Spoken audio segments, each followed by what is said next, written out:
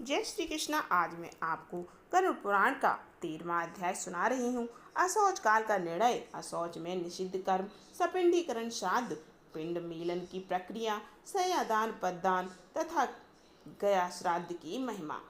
गरुड़ जी ने कहा, हे प्रभु, सपिंडन की विधि, सूतक का निर्णय और सयादान और पददान की सामग्री और उनकी महिमा के विषय में कहिए। श्री भगवान ने कहा, हे तार्क्ष, सपिंडीकरण आदि संपूर्ण क्रियाओं के विषय में मैं बतलाता हूँ, जिसके द्वारा मृत प्राणी प्रेत नाम को छोड़कर पितृगण में प्रवेश करता है, उसे सुनो। जिनका पिंड रुद्र स्वरूप पितामह आदि के पिंडों में नहीं मिला दिया जाता, उनके पुत्रों के द्वारा दिए गए अनेक प्रकार के दान प्राप्त नहीं होते।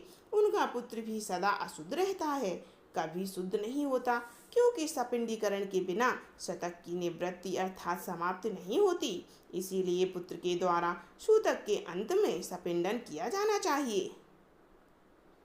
मैं सभी के लिए सूतकांत का यथोचित काल कहूँगा। ब्राह्मण 10 दिन में, क्षत्रिय 12 दिन में, वैश्य 15 दिन और शूद्र 1 मास में शुद्ध होता है। प्रेत संबंधी सूतक में सपिंडी 10 दिन में शुद्ध होते हैं। शकुल्य कुल के लोग 3 रात में शुद्ध होते हैं और गोत्रज स्नान मात्र से शुद्ध हो जाते हैं। चौथी पीढ़ी तक के बांधव 10 रात में, 5वीं पीढ़ी के लोग 6 रात में, छठी पीढ़ी के 4 दिन में और 7वीं पीढ़ी के 3 दिन में, 8वीं पीढ़ी के 1 दिन में, 9वीं पीढ़ी के 2 प्रहर में तथा 10वीं पीढ़ी के लोग स्नान मात्र से मरणा शौच और जनन शौच से शुद्ध हो जाते हैं। देशांतर में गया हुआ कोई व्यक्ति अपने कुल के जनना शौच या मरणा शौच के विषय का समाचार 10 दिन के अंदर सुनता है, तो 10 रात्रि बीतने में जितना समय शेष रहता है, उतने समय के लिए उसे अशौच होता है। 10 दिन बीत जाने के बाद और 1 वर्ष के पहले तक ऐसा समाचार मिलने पर 3 रात तक अशौच रहता है।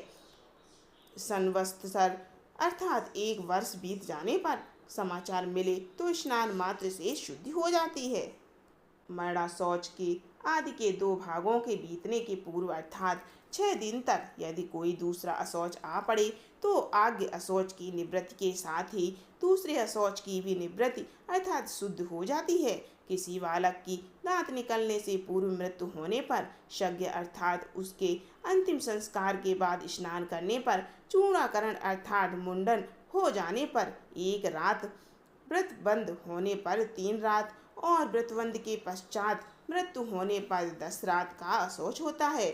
जब किसी भी वर्ण की कन्या की मृत्यु जन्म से लेकर 27 मास की अवस्था तक हो जाए तो सभी वर्णों में समान रूप से यज्ञ अशौच की निवृत्ति हो जाती है। इसके बाद वागदान प्रयत्न 1 दिन का और इसके बाद अथवा बिना वागदान के भी शयानी कन्याओं की मृत्यु होने पर 3 रात्रि का अशौच होता है। यह निश्चित है। वागदान के अनंतर कन्या की मृत्यु होने पर पितृकुल और वरकुल दोनों को 3 दिन का तथा कन्यादान हो जाने पर केवल पति के कुल में अशौच होता है। 6 मास के अंदर गर्भस्राव हो जाने पर जितने माह का गर्भ होता है उतने ही दिनों में शुद्धि होती है। इसके बाद अर्थात 6 माह के बाद गर्भस्राव हो तो उस स्त्री को अपनी जाति के अनुरूप अशौच होता है। गर्भपात होने पर सपिंड की यज्ञ स्नानोत्तर शुद्धि हो जाती है। कलयुग में जनना शौच और मरणा शौच के सभी वर्णों की 10 दिन में शुद्धि हो जाती है, ऐसा शास्त्र का निर्णय है। मरणा शौच में आशीर्वाद, देव पूजा, प्रत्युत्थान, आगंतुक के स्वागतार्थ उठना, अभिवादन, पलंग पर शयन अथवा किसी अन्य का स्पर्श नहीं करना चाहिए। इसी प्रकार मरणा शौच में संध्यादान, जप, होम, स्वाध्याय, पितृतर्पण, ब्राह्मण भोज तथा व्रत नहीं करना चाहिए। जो व्यक्ति सूतक में नित्य नैमित्तिक अथवा काम कर्म करता है उसके द्वारा पहले किए गए नित्य नैमित्तिक आदि कर्म विनिष्ट हो जाते हैं। प्रति मंत्रपूत, अग्निहोत्री, ब्राह्मण, ब्रह्मनिष्ठ, यति और राजा इन्हें सूतक नहीं लगता। विवाह, उत्सव अथवा यज्ञ में मरणा शौच हो जाने पर उस अशौच की प्रवृत्ति के पूर्व बनाया हुआ अन्न भोजन करने योग्य होता है, ऐसा मनु ने कहा है। सूतक ना जानने के कारण जो व्यक्ति सूतक वाले घर से अन्न आदि कुछ ग्रहण करता है वह दोषी नहीं होता, किंतु याचक को देने वाला दोष का भागी होता है। जो सूतक को छिपाकर ब्राह्मण को अन्न देता है, वह दाता तथा सूतक को जानकर भी जो ब्राह्मण सूतकान्न का भोजन करता है, वे दोनों ही दोषी होते हैं। इसीलिए सूतक से शुद्धि प्राप्ति के लिए पिता का सपिंडन श्राद्ध करना चाहिए, तभी वह मृतक पितृगणों के साथ पितृलोक में जाता है। तत्वदर्शी मुनियों ने 12वें दिन 3 पक्ष में, 6 मास में अथवा 1 वर्ष पूर्ण होने पर सपिंडीकरण करने के लिए कहता हूँ। कलयुग में धार्मिक भावना के अनित्य होने से, पुरुषों की आयु क्षीण होने से और शरीर की अस्थिरता के कारण 12वें दिन ही सपिंडीकरण लेना प्रशस्त है। गृहस्थ के मरने पर व्रतबंध, उत्सव आदि व्रत उद्यापन तथा विवाह आदि कृत्य नहीं होते। जब तक पिंड मेलन नहीं होता, अर्थात पितरों में पिंड मिला नहीं दिया जाता या सपिंडीकरण शादी हो जाता, तब तक उसके यहाँ से भिक्षु भिक्षा भी ग्रहण नहीं करता, अतिथि उसके यहाँ सत्कार नहीं ग्रहण करता और नित्य नैमित्तिक कर्मों का भी लोप होता रहता है। कर्म का लोप होने से दोष का भागी होना पड़ता है। इसीलिए चाहे निरग्निक हो या सर्गनिक, अग्नोत्री 12वें दिन सपिंडन कर देना चाहिए। सभी तीर्थों में स्नान आदि करने और सभी यज्ञों का अनुष्ठान करने से जो फल प्राप्त होता है, वही फल 12वें दिन सपिंडन करने से प्राप्त होता है। अतः स्नान करके, मात्रावस्था में गोमय से लेपन करके पुत्र को शास्त्रोक्त विधि से सपिंडन श्राद्ध करना चाहिए। पाद्य, अर्ध, आचमनीय आदि से विश्व देवों का पूजन करें और असंगति के पितरों के लिए भूमि में बिकिर देकर हाथ पांव धोकर पुनः आचमन करें।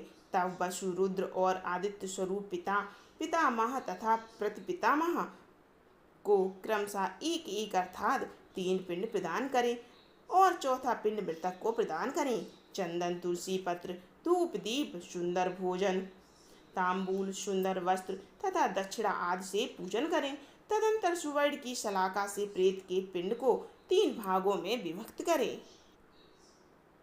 3 भागों में विभक्त करके पितामह आदि के पिंडों में पृथक पृथक उसका मेलन करें, अर्थात एक भाग पितामह के पिंड में, दूसरा भाग प्रतिपितामह के पिंड में और तीसरा भाग वृद्ध प्रतिपितामह के पिंड में मिलाएं। हे तार्क्ष, मेरा मत है कि माता के पिंड का मेलन पितामही आदि के पिंड के साथ और पिता के पिंड का मेलन पितामह आदि के पिंड के साथ करके सपिंडीकरण श्राद्ध संपन्न करना चाहिए।